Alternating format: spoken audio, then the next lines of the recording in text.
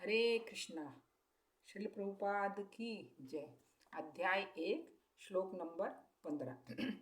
पांचजन्यम ऋषिकेशो देवदत्तम धनंजय पौंड्रुम दद्मौ महाशंखम भीम कर्मा व्रकोदराः। भगवान कृष्ण ने अपना पांचजन्य शंख बजाया। अर्जुन ने देवदत्त शंख तथा अति भोजी एवं अति मानवीय कार्य करने वाले भीम ने पौंड्रु नामक भयंकर शंख बजाया।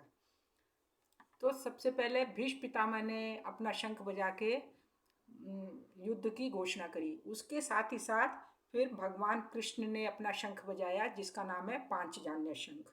अर्जुन ने जो शंख बजाया उसका नाम है देवदत्त शंख और भीम ने जो शंख बजाया उसका नाम है पौंड्रु शंख। इस प्रकार से ये जो शंख बजाए गए इनकी आवाज जो है, नाद जो है, बहुत भयंकर आवाज थी। अब इस श्लोक में जो है भगवान को ऋषिकेश कहा गया। ऋषिकेश यानी इंद्रियों के स्वामी।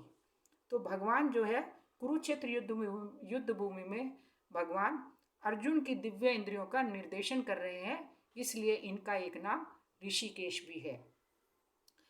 इस तरह से भगवान के विभिन्न विभिन्न कार्यों के अनुसार अलग अलग नाम दिए गए हैं।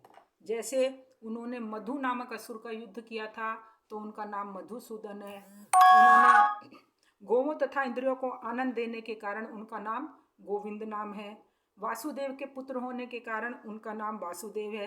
और देवकी को माता के रूप में स्वीकार करने के कारण या वो देव की पुत्र हैं, इसलिए उनका नाम देवकी नंदन भी है।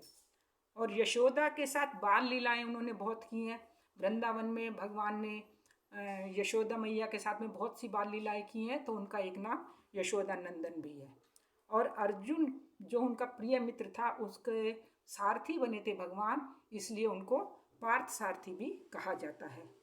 अब इस श्लोक में जो है अर्जुन को धनंजय कहा गया है। जैसा कि हम श्लोक में देखते हैं धनंजय कि अर्जुन को धनंजय कहा गया है क्योंकि अर्जुन के जो बड़े भाई थे युधिष्ठिर, उन्होंने यज्ञ किए थे, तो अर्जुन जो है उनके लिए धन एकत्र करके लाया था, इसलिए उनका धनंजय नाम पड़ा है।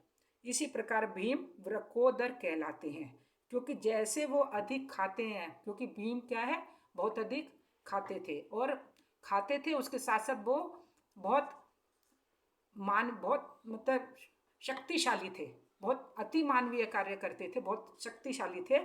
जैसे उन्होंने हिडिंबासुर जो राक्षस था उसका वध किया था।